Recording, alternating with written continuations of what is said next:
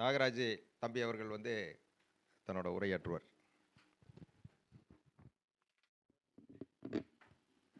அனைத்து ஜோதிட குருமார்களுக்கும் என் மனமார்ந்த நன்றியை தெரிவித்துக் கொள்கிறேன். இந்த உயர்திரு கவிதா லட்சுமி அவர்களுக்கும் லட்சுமி பிரசன்ன ஜோதிட அறக்கட்டளை நிர்வாகிகள் அனைவருக்கும் எனது பணிவான வணக்கங்களை தெரிவித்துக் கொண்டு, இன்று இந்த வாய்ப்பை எனக்கு நல்கிய கவிவேல் அவர்களுக்கு மீண்டும் எனது நன்றியை உறுத்தாக்கிக் கொண்டு, இந்த அரசு வேலை கிடைப்பதற்கான கிரக சேர்க்கைகள் என்ன அப்படிங்கிறத பற்றி ஒரு சிறு கருத்து. 3, 6, 10, 11ஆம் இடத்தில் செவ்வாய் கிரகம் இருந்தால் அதை குரு பார்த்தால் நிச்சயமாக அரசு வேலைக்கான வாய்ப்பு உள்ளது. இதை நான் பார்த்த ஜாதகங்களில் நிறைய ஜாதகங்களில் இந்த அமைப்பு ஒரு அரசு வேலையை பெற்று தருகிறது. அடுத்ததாக லக்னத்துக்கு தொழில்ஸ்தானமான 10ஆம் இடத்துக்கும் சூரியன் நின்றாலோ சூரியன் பலமுடன் இருந்தாலோ அவங்களுக்கும் அரசு வேலை கிடைக்கிறது. லக்னத்தில் தொழில்ஸ்தானமான 10ஆம் இடத்தில் சூரியனும் குருவும் சம்மந்தப்பட்டால், அதாவது சூரியன் அங்கு திக்பலத்தில் இருந்தாலோ அதை குரு பார்த்தாலோ, இது குரு ஆட்சியாக உச்சமாக 10ஆம் இடத்தில் இருந்தாலும் அதனோட சூரியன் சேர்க்கையோ சம்பந்தமோ பெறும்போது அவர்களுக்கும் அரசு வேலை கிடைக்கிறது. 10ஆம் இடத்தின் அதிபதியோடு சூரியன் சேர்ந்து காணப்பட்டால் அவர்களுக்கும் அரசாங்கத்தில் பணியாற்றக்கூடிய ஒரு வாய்ப்பு அமைகிறது. தொழில்ஸ்தானமான 10ஆம் இடத்தில் சூரியன் செவ்வாய் இருவரும் கூடி இருந்தாலும் அரசாங்கத்தில் வேலை வாய்ப்பை உருவாக்கி தருகிறது. குடும்பம் சார்ந்த பிரச்சனைகளை தந்தாலும் தொழில் உத்தியோகத்தில் மிகச்சிறந்த ஒரு அங்கீகாரத்தை ஏற்படுத்தி கொடுக்கிறது. மேலும் கலஸ்தர ஸ்தானாதிபதி என்று சொல்லக்கூடிய 7ஆம் அதிபதியோடு 10ஆம் அதிபதியும் சேர்ந்து அவர்களுடன் சூரியன் சம்பந்தப்பட்டால் அவர்களுக்கும் அரசு வேலை வாய்ப்பு கிடைக்கிறது. அவர்களுடைய மனைவிமார்களுக்கும் 7ஆம் இடம் சம்பந்தப்படும் போது அவர்களுடைய மனைவி அல்லது கணவன் அரசாங்க துறையில் பணியாற்றுவதற்கான அமைப்பு கிடைக்கிறது. இது அரசு வேலை சார்ந்த ஒரு வாய்ப்பாகும். மேலும் இந்த பாவகங்கள் ரொம்ப முக்கியமாக பார்க்கப்படுகிறது. பாவகப்படி வருமானத்தை தரக்கூடிய கிரக சேர்க்கைகள் அப்படிங்கிறத பற்றி ஒரு சிறு குறிப்புகள். இப்போ பாவகம்னு பார்த்தீங்கன்னா, இப்போ மேச லக்னத்துக்கு பார்த்தீங்கன்னா, மேச லக்னமாக வரும்போது 2, 11ஆம் பாவகங்கள் இப்போ தன வரவுகளை கொடுக்கக்கூடிய பாவகங்கள். அதுக்கு 2, 11ஆம் அதிபதியில் வரக்கூடிய கிரகங்கள் பார்த்திங்கன்னா சுக்கிர பகவானும் சனி பகவானும். சுக்கிரனும் சனியும் ரிஷபத்தோடவோ கும்பத்தோடவோ சம்மந்தப்பட்டு ரிஷபத்திலேயோ கும்பத்திலேயோ சேர்ந்து இருந்தாலோ தனித்தனியாக பலமாக இருந்தாலோ அந்தந்த தசாபுத்தி காலங்களில் அவங்களுக்கு ஒரு மிகுந்த தன லாபங்களே கொடுக்குது. இதில் என்னென்னா, உங்களுக்கு கும்பத்துக்கு சனி இருந்து சனி சம்மந்தப்பட்ட அதனோட தசாபுத்தி காலங்களில் அவர் பாதகாதிபதியாக வர்றதுனால நல்ல பொருளாதார வளத்தை கொடுத்துனா குடும்பத்தில் பிரச்சனையை கொடுத்துருது.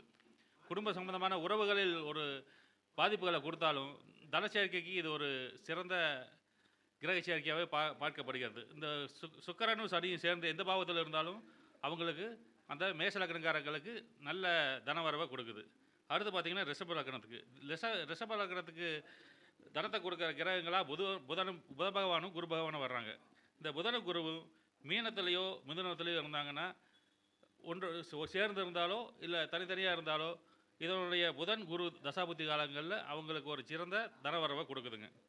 அடுத்து பார்த்திங்கன்னா மிதுன லக்னத்துக்கு சந்திரனும் செவ்வாயும் கடகத்திலேயோ மேசத்திலேயோ இருந்தாலும் சேர்ந்து இருந்தாலோ இல்லை தனித்தனியாக கடக மேச வீடுகளை பார்த்தாலோ அந்த வீடுகளோட சம்மந்தப்பட்டாலோ இந்த சந்திரன் செவ்வாய் தசாபுத்தி காலங்களில் இவங்களுக்கு சிறந்ததான ஒரு தன வரவை ஏற்படுத்தி கொடுக்குதுங்க. திரும்ப கடக லக்னத்துக்கு பார்த்திங்கன்னா சூரியனும் சுக்கிரனும்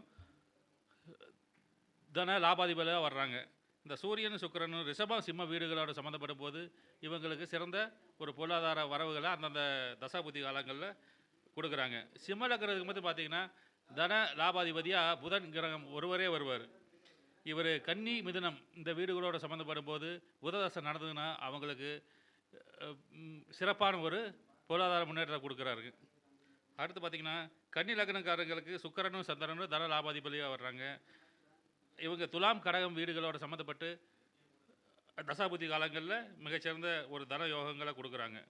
அடுத்து துலாம் லக்னத்துக்கு செவ்வாயும் சூரியனும் விருச்சிகத்தோடவோ சிம்மத்தோடவோ சம்மந்தப்பட்டாலோ இல்லை விருச்சிக வீட்லேயோ சிம்ம வீட்லேயோ இருந்தாலும் அந்த தசாபுத்தி காலங்களில் நல்ல தனவரவுகளை கொடுக்குறாங்க.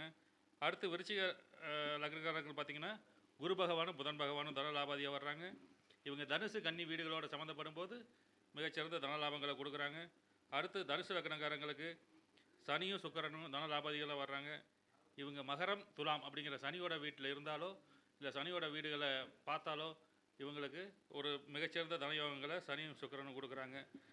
மகர லக்னத்துக்கு பார்த்தீங்கன்னா சனியும் செவ்வாயும் தன லாபாதிகளாக வர்றாங்க.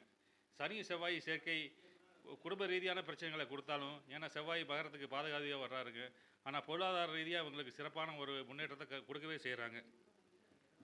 அடுத்து கும்பத்துக்கு பார்த்தீங்கன்னா குருவே தனலாபாதிபதியாக வர்றாருங்க. குரு பகவான் ஒருவரே இவங்களுக்கு பெருந்தனத்தை கொடுக்கக்கூடியவராக வர்றாரு.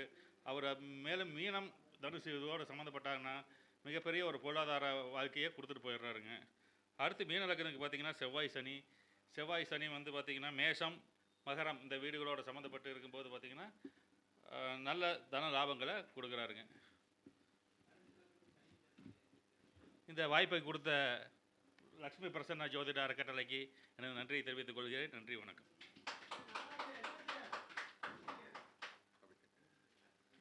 இருங்க தம்பி, ஒரு அருமையான ஒரு நல்ல விளக்கத்தை கொடுத்தாரு. அதாவது வந்து அரசு வேலையை பற்றி ஒரு நல்ல அருமையான ஒரு விளக்கம் கொடுத்தாரு. அடுத்து பார்த்தீங்கன்னா இந்த தனஸ்தானத்தை பற்றி 12 பாவத்துக்கும் லக்கணத்துக்கும் பேசினார். ரொம்ப அற்புதமான ஒரு செய்தி, உண்மைதான்.